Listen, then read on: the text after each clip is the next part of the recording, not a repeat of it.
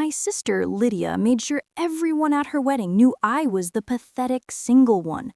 She seated me at the reject table, introduced me as still looking for someone, and even had her bridesmaids whisper about my sad love life. But when a mysterious stranger whispered, "Act like you're with me," what happened next turned her perfect day into my perfect revenge. If you've ever been humiliated by a family who thinks being single makes you less than, hit that like button. Subscribe if you believe karma comes in the most unexpected ways, because this story proves that sometimes the best revenge is served with a side of undeniable jealousy. The wedding hall sparkled with golden lights and crystal chandeliers, but all I could focus on was the table number in my hand. Table 12. The singles table. The reject table. The place where Lydia had strategically placed me to make sure everyone knew her older sister was still alone. I'm Hannah, and I should probably start by explaining how I ended up as the family disappointment at my own sister's fairy tale wedding. Lydia and I had never been close, but the competition between us had reached toxic levels over the past year. Ever since she got engaged to Richard, a successful investment banker from a wealthy family, she'd made it her personal mission to remind me that I was 32 and still single. "Maybe you should try dating apps again," she'd say with fake concern during family dinners at our parents' house. "I mean, you can't be picky forever. Time is running out, Hannah." Our mother, Diane, would nod sympathetically, while our father, Adam, would change the subject awkwardly, but Lydia never let it go. She seemed to take genuine pleasure in my romantic failures, as if my single status somehow validated her own happiness. The morning of her wedding, she called me with what she claimed was sisterly advice. "Hannah, honey, I know today might be hard for you," she said, her voice dripping with condescension. "Seeing everyone so happy and in love. Just try not to look too miserable in the photos, okay? And please don't spend the whole night talking to the bartender like you did at Cousin Joanne's wedding." That should have been my first warning about what was coming. When I arrived at the Grandview Manor reception hall, wearing a beautiful navy dress I'd spent weeks picking out, Lydia's maid of honor, Marion, approached me with a clipboard and that particular smile people use when they're about to deliver bad news. "Oh, Hannah, let me show you to your table," she said with the same fake sweetness Lydia specialized in. Table 12 was tucked in the back corner near the kitchen doors, where the catering staff bustled in and out with trays of food. The others seated there were Lydia's single coworkers, who barely acknowledged my existence, and our elderly great-aunt Janet, who spent the evening complaining about the music volume and asking if I'd considered lowering my standards. But the real humiliation came during the family introductions. The reception was in full swing when Lydia decided to parade me around like a cautionary tale. She grabbed my arm and pulled me toward a group of Richard's relatives, sophisticated-looking people who clearly came from money. "And this is my sister, Hannah," she announced, her arm around Richard's shoulder like she was claiming territory. "She's our little career woman, still focusing on work instead of finding someone special." The group smiled politely while I stood there, feeling heat creep up my neck. Mrs. Wellington, Richard's aunt, looked me up and down with obvious pity. "Oh dear, don't worry," she said, patting my arm with a manicured hand. "There's someone for everyone. Have you tried church groups? My nephew William met his wife at a prayer circle." Lydia laughed, not a kind laugh, but the laugh of someone enjoying another person's discomfort. "Hannah's very independent, aren't you, sis?" The way she said independent made it sound like a disease. "I just haven't found the right person yet," I said, trying to keep my voice steady. "Well, you can't wait forever," Richard's mother, Margaret, chimed in. "My daughter waited too long, and now she's 45 with fertility issues. Don't make the same mistake." For the next hour, I endured a parade of Lydia's friends and Richard's family members offering unsolicited dating advice. Each conversation felt orchestrated, like Lydia had briefed them on exactly how to make me feel small. Joseph, Richard's business partner, suggested I try lowering my expectations.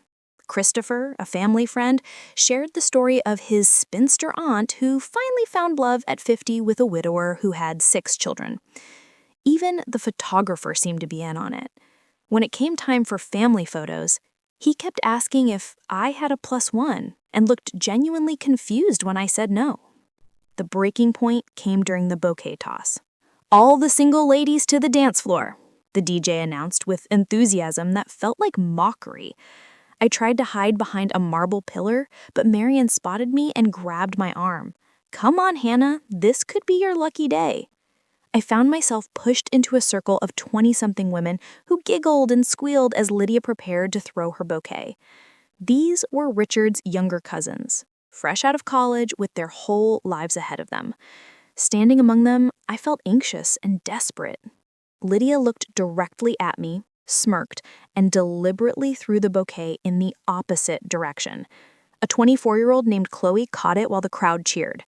Lydia hugged her and announced loud enough for everyone to hear, "Looks like Hannah will have to wait a little longer." The laughter that followed felt like glass scraping against my skin.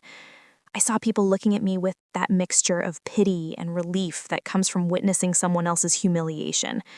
I retreated to my table, fighting back tears of rage and embarrassment. This was supposed to be a celebration of love, but Lydia had turned it into a public execution of my self-esteem.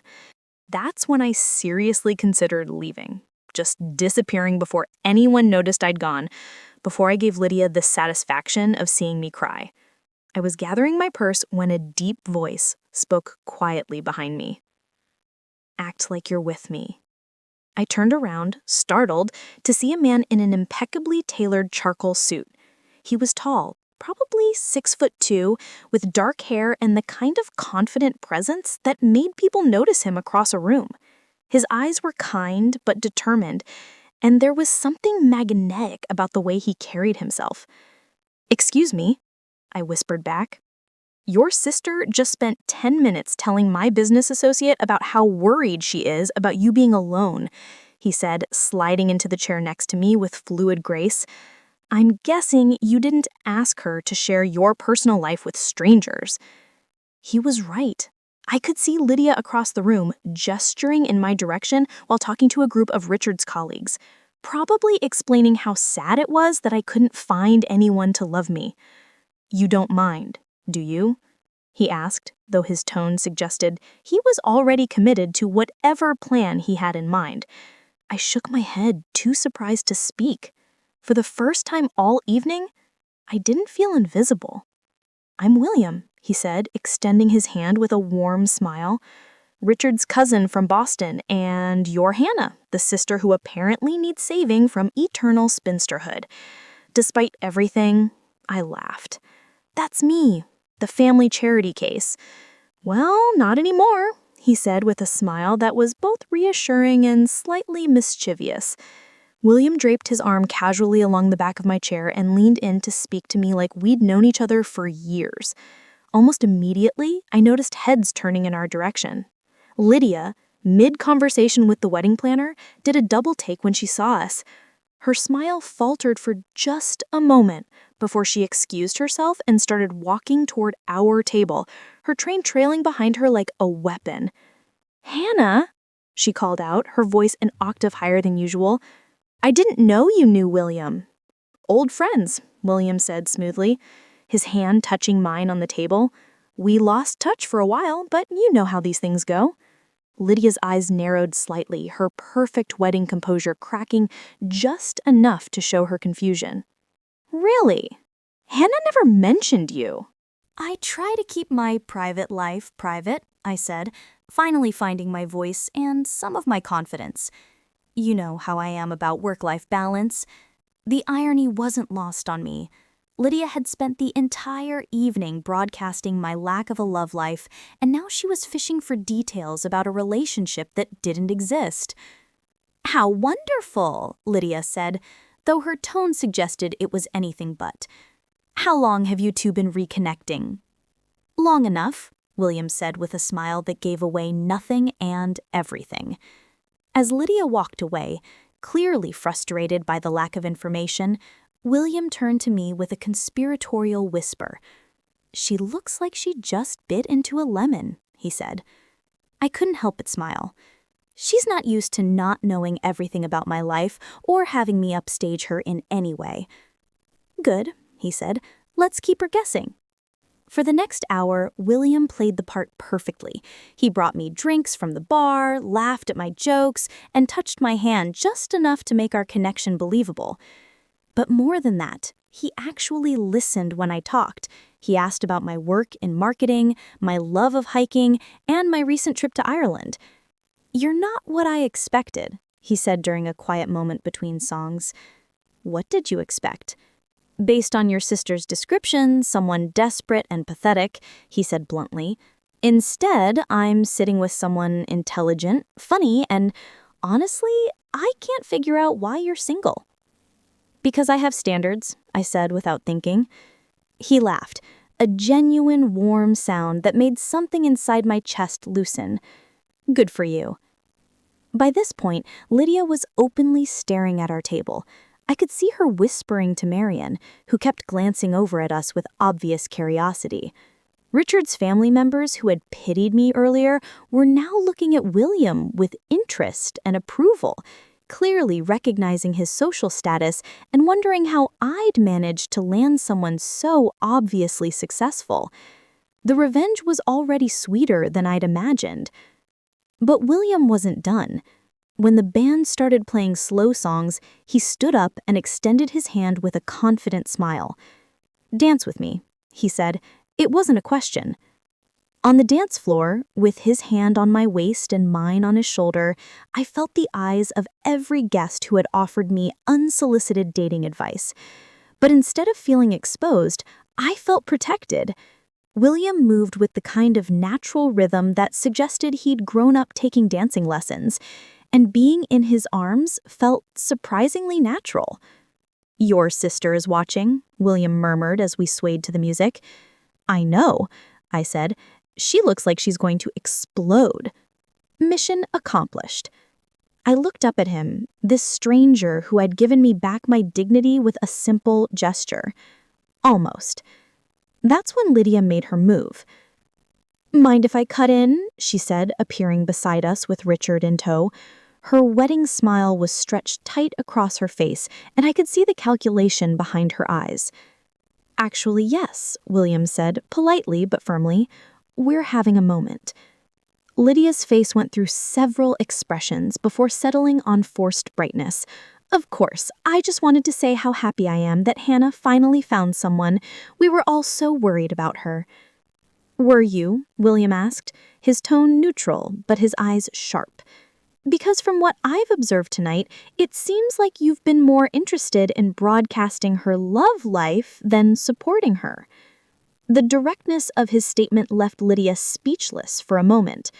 Richard shifted uncomfortably beside her, clearly sensing the tension, but not understanding its source. We just want what's best for Hannah," she stammered, her composure cracking. "Then maybe treat her with the respect she deserves instead of using her love life as entertainment for your wedding guests," William said calmly. I had never seen Lydia look so rattled. Her perfect wedding confidence was completely shattered, and for the first time all evening, it was she who looked small. "I don't know what Hannah told you, but she didn't have to tell me anything," William interrupted. "I have eyes. I can see how you've been treating her all evening." Richard finally stepped in, clearly uncomfortable with the public nature of the confrontation. "Maybe we should let them get back to dancing?" As they walked away, Lydia's composure was completely destroyed. I could see her frantically whispering to Marion, probably trying to figure out who William was and how I'd managed to land someone so obviously out of my league. "That felt really good," I admitted as we continued dancing. "We're not done yet," William said with a smile that made my heart skip. For the rest of the evening, William made sure I was never alone. When dinner was served, he requested that we be moved to a better table, something about his dietary restrictions requiring him to be closer to the kitchen.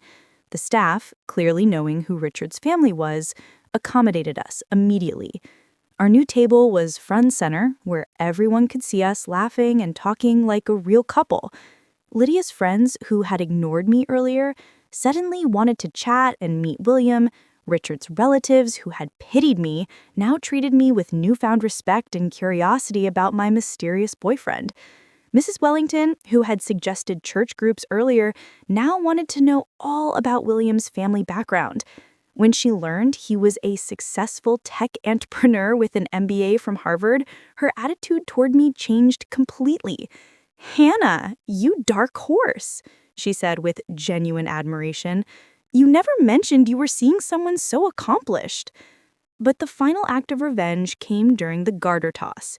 When Richard prepared to throw the garter to all the single men, William stepped forward with the confidence of someone who belonged exactly where he was. "Wait!" Lydia called out desperately. "William, you're not single." William looked at me, then back at Lydia with a mysterious smile. "Actually, I am. Hannah and I are taking things slow, getting reacquainted." The garter landed directly in his hands. Whether by luck or Richard's aim, I'll never know, but the symbolism wasn't lost on anyone, especially Lydia. According to tradition, William was supposed to place the garter on the leg of whoever caught the bouquet, but that young cousin Chloe had left early. "Looks like we need a volunteer," the DJ announced. William looked at me with a question in his eyes. I nodded. The crowd cheered as I sat in the chair, and William knelt before me, sliding the garter onto my leg with a gentleness that felt surprisingly intimate for an act of pretense. The moment felt charged with possibility, and I found myself wondering if the chemistry between us was entirely fake. Lydia's face was a mask of barely controlled fury as she watched her single, pathetic sister become the center of positive attention at her own wedding. As the evening wound down and guests began to leave, William walked me to my car. The parking lot was quiet, away from the watchful eyes of wedding guests and my family. "Thank you," I said, finally alone with him. "I know tonight was just an act, but you saved me from the most embarrassing experience of my life." "What makes you think it was just an act?" he asked, his expression serious. My heart stopped. Because you don't even know me." "I know enough. I know you're kind, even when people don't deserve it. I know you're strong enough to endure a night of humiliation without fighting back. I know you're beautiful inside and out, and I know your sister is an idiot for not seeing how lucky she is to have you as family." I felt tears threatening, but this time they weren't from humiliation. "William, he said, "I know this started as a rescue mission, but somewhere between the first dance and now, it stopped being pretend for me." He handed me a business card with his personal number written on the back in elegant handwriting. "If you want to see me again, not for revenge, not to prove a point, just because you want to, call me." I took the card with shaking hands. "What if I want to call you tonight?" He smiled, that same confident smile that had first caught my attention. "Then I'll answer." 3 months later, William and I were officially dating. 6 months after that, we moved in together, and exactly 1 year after Lydia's wedding, he proposed to me in the same hotel where we'd first met. Lydia's reaction to our engagement announcement was everything I could have hoped for. The sister who had spent years making me feel inadequate for being single was now forced to watch me plan a wedding with a man who clearly adored me and who came from an even wealthier family than Richard. But the real revenge wasn't in proving Lydia wrong about my worthiness of love. It was in realizing that I didn't need her validation anymore. William's respect and genuine affection had shown me what I deserved, and I was never going to settle for less again. Our wedding was smaller than Lydia's, but infinitely more joyful. Instead of using the occasion to humiliate anyone, we celebrated with people who genuinely wanted us to be happy. Lydia gave a speech as my maid of honor, something she'd insisted on despite our complicated history. She talked about how happy she was to see me find love, how William was clearly perfect for me, how she'd always known I'd find someone special. The revisionist history was breathtaking. But I didn't care anymore. I had something more valuable than her approval. I had someone who saw my worth from the very beginning. Looking back, Lydia's wedding was the worst night of my life. Her cruelty showed me how I'd been allowing people to treat me. But it also led me to William. Without her humiliation, I never would have been vulnerable enough to accept help from a stranger. Sometimes the people who hurt us the most end up giving us exactly what we need to change our lives. Lydia wanted to make me feel small and pathetic. Instead, she created the circumstances for me to meet my future husband.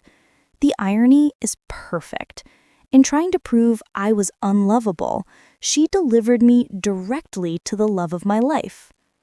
If this story reminded you that the best revenge is living well, hit that like button and subscribe for more incredible stories of karma and unexpected love. Have you ever had someone's cruelty backfire spectacularly? Share your story in the comments. Sometimes the universe has a sense of humor about justice, and sometimes that humor leads to happiness ever after.